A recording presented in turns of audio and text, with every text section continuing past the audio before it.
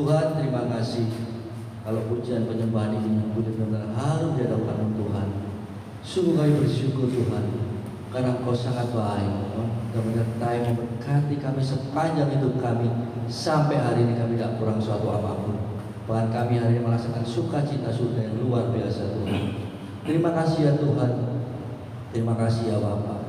Karena kuasa kasih Tuhan itu selalu menuntun kami dalam langkah hidup ini.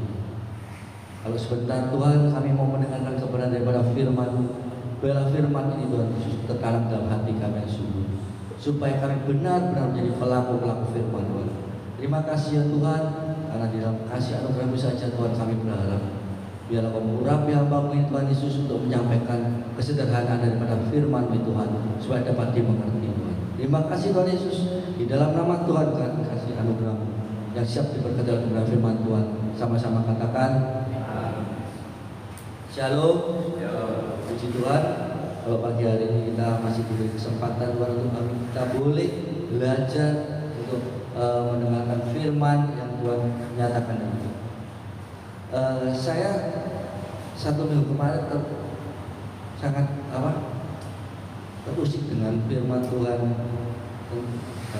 tentang Naaman ya. Karena waktu saya sempat scroll di reel itu, saya lihat cerita tentang Naaman ini sungguh sangat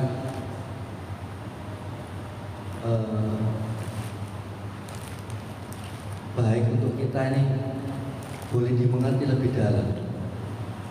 Karena seorang Naaman, di mana dia adalah seorang panglima besar. Kalau kita lihat di 2 Raja-Raja 5 ya, kita panjang di 2 Raja-Raja 5.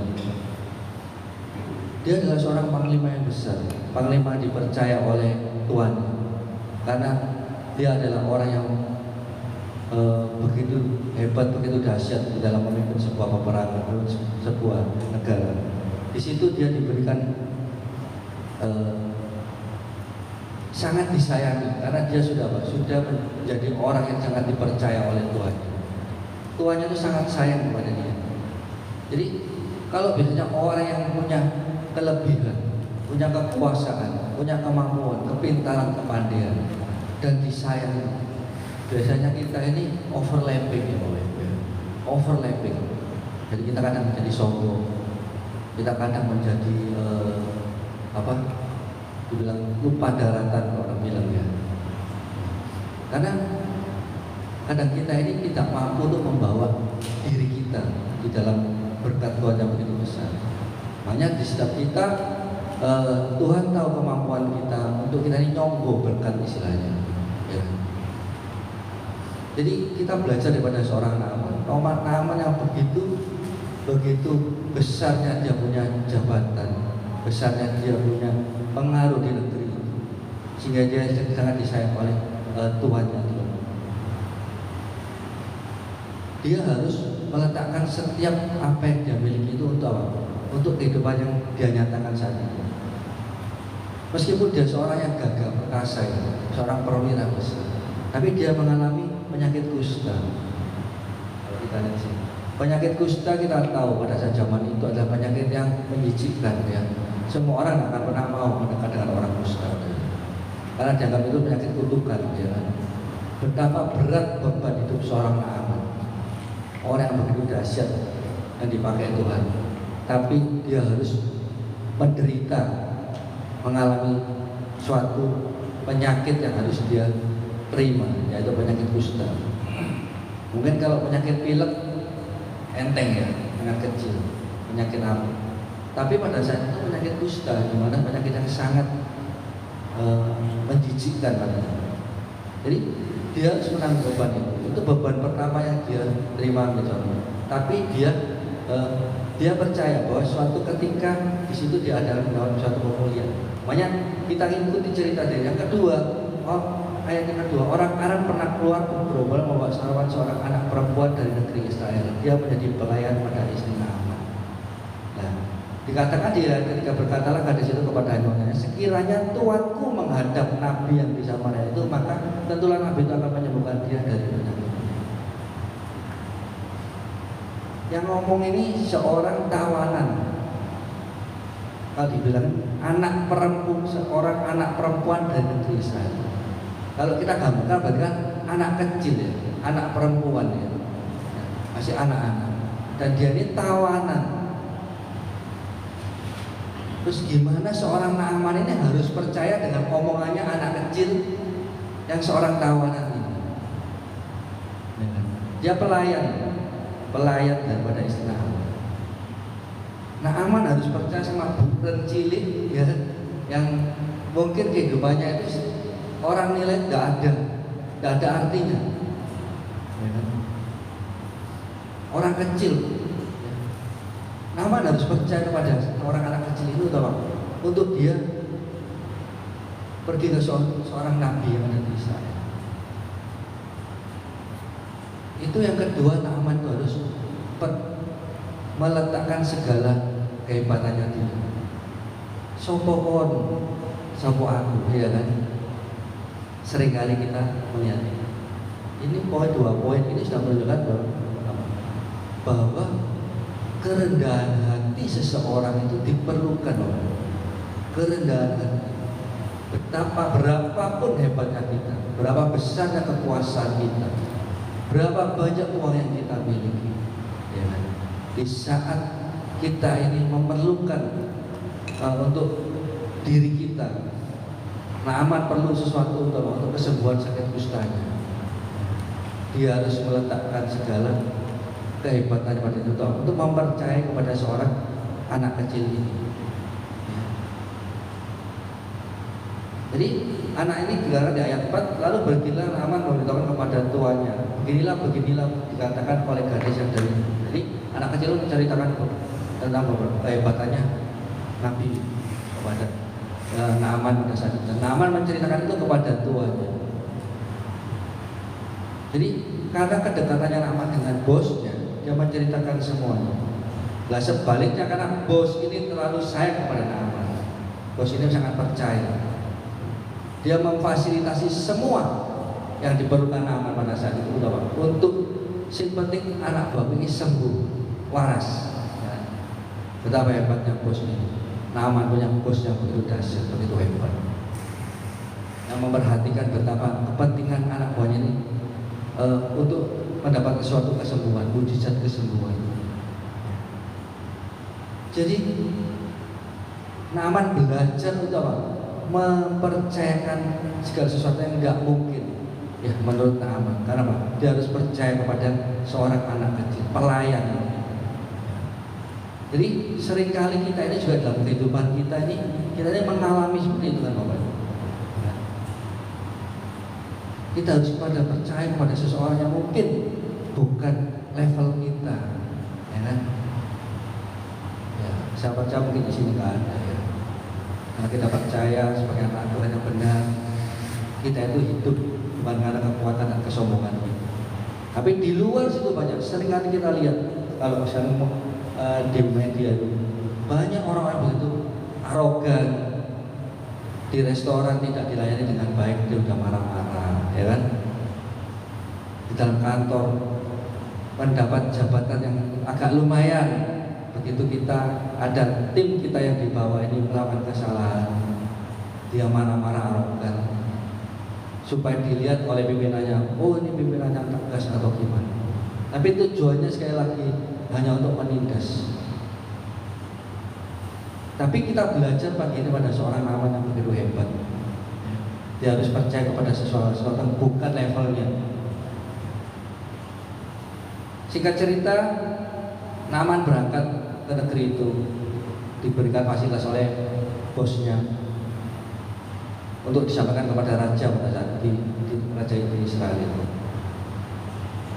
Dikatakan di ayat 7, segera sesudah Raja Israel membaca surat dan dikoyakkannya pakaiannya serta berkata, Allahku, aku ini dapat Allahkah aku ini yang dapat mematikan dan menghidupkan, sehingga orang ini mengirim pesan kepadaku supaya kusembuhkan seorang dari penyakit kusta. Tetapi sesungguhnya perhatikanlah dan lihatlah, dia mencari gara-gara terhadap aku. Segera sesudah didengar Elisa abdi Allah itu bahwa Raja Israel mengoyakkan pakaiannya, dikirimkannya pesan kepada raja, bunyinya, mengapa engkau mengoyakkan pakaianmu? Biarlah dia datang kepadamu supaya dia tahu bahwa ada seorang nabi di Israel. Jadi Naaman kembali lagi, dia tidak dihadapkan kepada pertemuan dengan raja langsung saat itu, tapi dia harus bertemu dengan seorang Elisa. hamba yang dipakai Tuhan luar biasa. Dia harus ketemu sama Elisa ini untuk menyatukan poin yang dinyatakan sama anak perempuan itu. Ada hamba di situ, hamba dari raja di negara Israel itu. Engkau harus ketemu sama dia. Jadi si Naaman ini tidak segera dengan sebenarnya dia langsung ketemu dengan raja di Israel itu, tapi dia harus ketemu dengan seorang Elisa. Dia tidak kenal dengan seorang Elisa. Ya. Tapi kalau kita lanjutkan di cerita itu, Elisa sendiri tidak langsung mau menemui seorang Naaman. Ini tamparan yang ketiga. Ayat 9 dikatakan, kemudian datanglah Naaman dengan kudanya dan keretanya, lalu berhenti di depan pintu rumah Elisa. Nah, Elisa ini gak langsung ketemu sama Naaman, dikatakan ayat 10. Elisa menyuruh seorang suruhan kepadanya mengatakan, pergilah dan mandi 7 kali dalam sungai Yordan, maka tubuhmu akan pulih kembali sehingga engkau menjadi tai. Untuk yang ketiga kalinya, Naaman harus ketemu orang yang bukan levelnya. Ya. Dia berharap ketemu sama hamba Tuhan yang Elisa. Tapi sekali lagi tidak langsung ketemu, tapi diketemukan sama seorang suruhan Elisa. Sekali lagi Naaman harus percaya kepada orang tersebut yang bukan level. Untuk kesekian kalinya diingatkan kepada kita semua bahwa kerendahan hati kita harus mau menerima itu. Karena kerendahan hati ini tidak mudah, harus kita kerjakan. Seringkali kalau kita sekali diinjak, 2 kali diinjak, 3 kali diinjak, pasti kita berontak. Itu manusia. Karena kita punya keinginan, punya kedagingan. Sekali lagi tak jalan, tak apa-apa. Kedua ketiga, terus-terusan kan. Saya juga bisa marah, manusia bisa marah. Itu alasan kita. Tapi kita diajarkan pada hari ini. Berapa kali pun orang menginjak kita, berapa kali pun kita harus percaya kepada orang yang kecil, yang tidak selevel dengan kita. Gembala setara harus gembala, jangan cuma ngomong sama gembala. Ada loh itu, saya diceritain ada. Jadi sekarang sangat miris loh. Saya mendengarkan itu kemarin dulu dari cerita yang ada. Jadi kita merasa kita ini gembala loh. Kok gak pantas ngomong sama aku. Jadi akhir-akhir ini dunia makin jahat, Bapak. Karena apa? Iblis tidak pernah tinggal diam. Untuk apa? Untuk menghajar, menuju kepada orang-orang yang seperti kita ini, orang yang selalu takut akan Tuhan.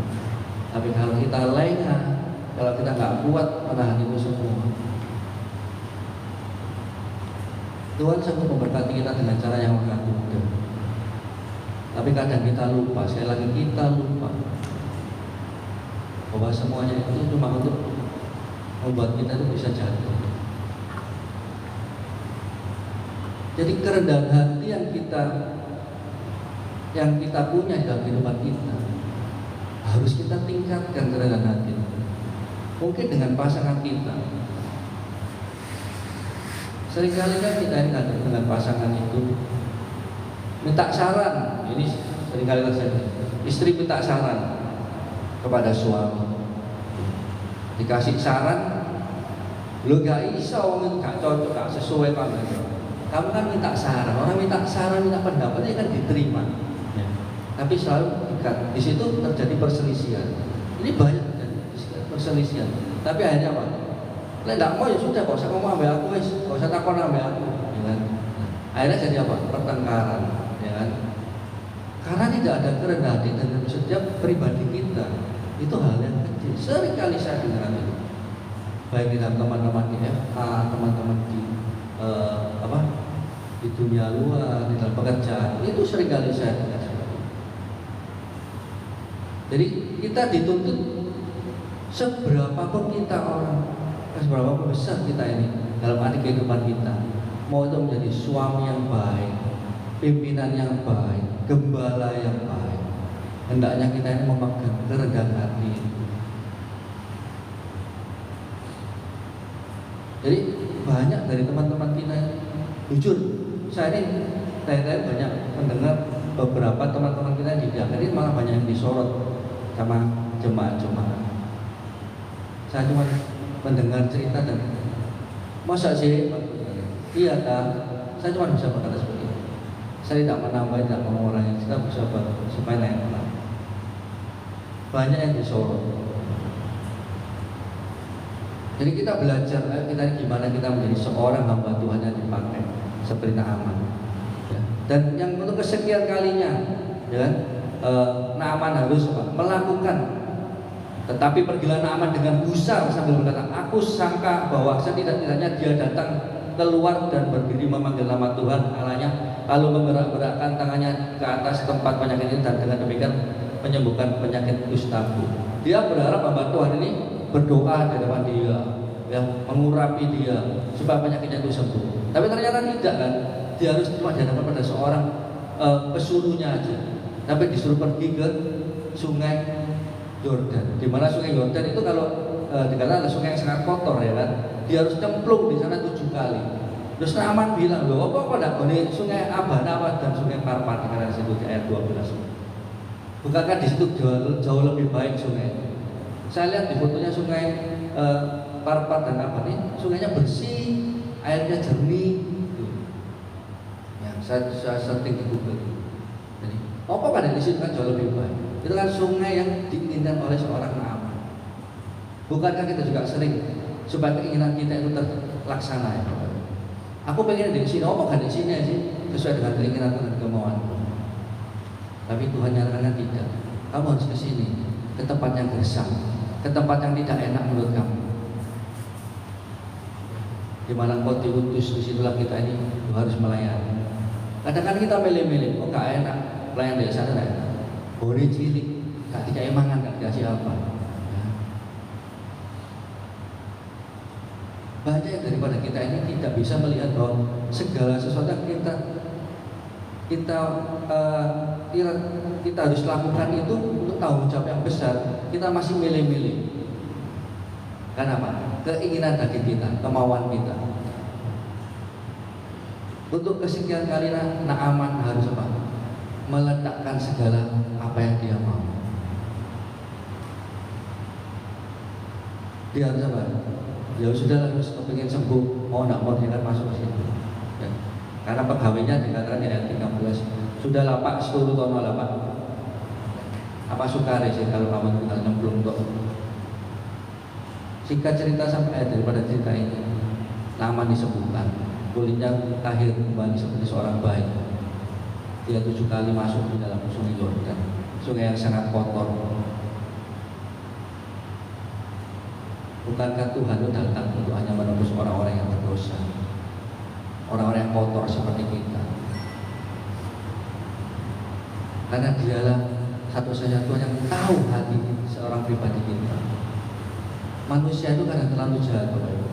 Aku secara pribadi, manusia itu terlalu jahat. Kadang kita aja kita masih terlalu ego, kita terlalu tinggi. Kadang Tuhan, saya kadang punya pikiran seperti ini ya Tuhan. Terlintas pikiran jatuh selalu terlintas ya Bapak Ibu. Dalam otak-otak kita ini, kemauan kita, keinginan kita, kedagingan kita, selalu terlintas. Coba ya jangan terhinggap di dalam otak kita, kita lakukan ya kan. Terlintas kan kalau bisa selalu ada di sana. Musuh-musuh kita kan ada di udara. Jadi dengan kerendahan hati yang Tuhan ajarkan pagi pada hari ini pada seorang Naaman. Ayo kita teladani seorang Naaman ini. Baik di dalam pelayanan kita, di dalam dunia pekerjaan kita, di dalam keluarga kita, keluarga besar kita.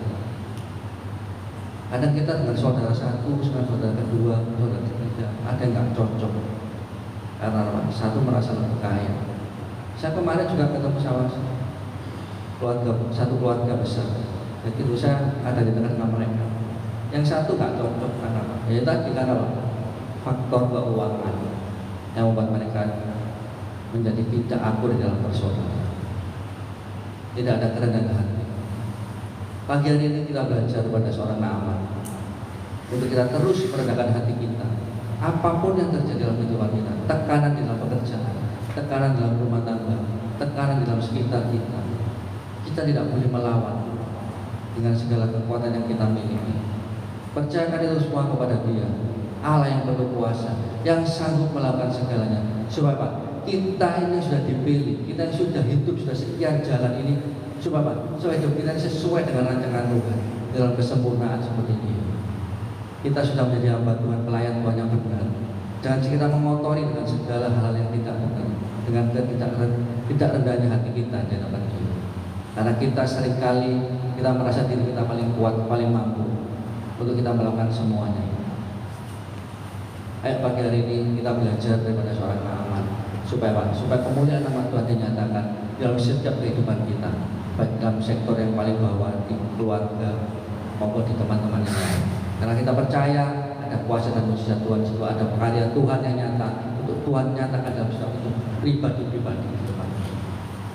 Ayo kita tundukkan kepala. Tuhan, terima kasih buat pagi hari ini, buat firman-Mu, biarlah kerendahan hati ya daripada seorang Naaman ini Tuhan, boleh kami teladani pagi hari Tuhan, untuk kami boleh terus membawa karya Kristus, membawa nama-Mu Tuhan, supaya hidup kita ini berujung di dalam suatu kehidupan yang sangat baik, kehidupan yang sangat nyata, bahwa Yesus adalah tujuan hidup kami. Kami mau sempurna seperti Engkau Tuhan dalam perjalanan ini. Mampukan kami dengan kuasa Roh Kudus-Mu Tuhan, untuk kami bisa menjaga pribadi kita menjadi seorang yang rendah hati. Di dalam nama Tuhan Yesus Kristus yang sudah diberkati oleh kebenaran firman Tuhan, bersama-sama kita katakan amin. Ya, mari kita balik berdiri dan saling mendoakan. Satu sama lain kita doakan. Saudara kita tidak berdiri dan bukan namanya. Oke, berdoa mulai.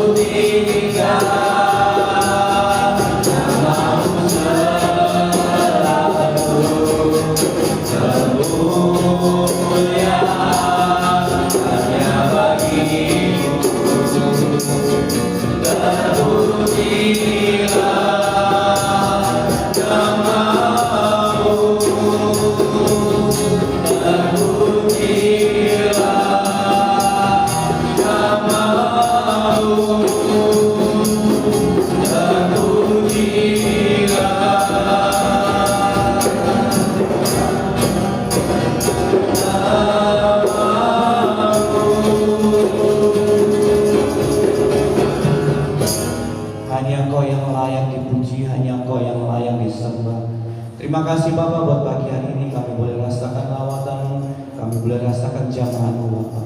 Bahkan hadirat-Mu memulihkan, menguatkan, meneguhkan setiap kami. Terima kasih Bapak, kami terlebih lewat firman-Mu, kami terus dikuatkan Tuhan untuk membawa hidup kami dalam kerendahan hati kami Bapak. Sebab Engkau yang mempunyai segalanya Tuhan. Pelayanan kami, kehidupan kami Tuhan.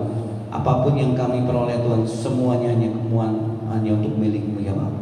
Terima kasih Bapak, bahwa kami Tuhan semakin hari Tuhan semakin menyadari bahwa hidup ini hanya Engkaulah satu-satunya sebagai sumber kehidupan kami.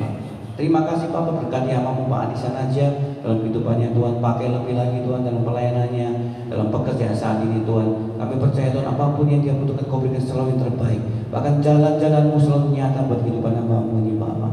Terima kasih Bapak. Sebentar kami akan mengakhiri pada pagi hari ini.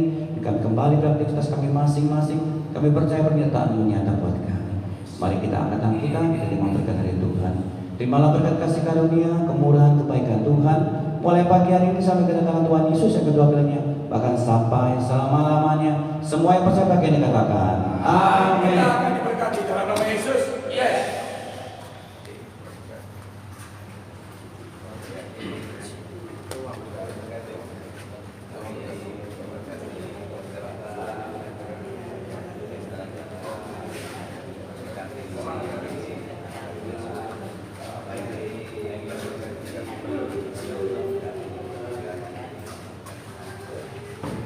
Gracias.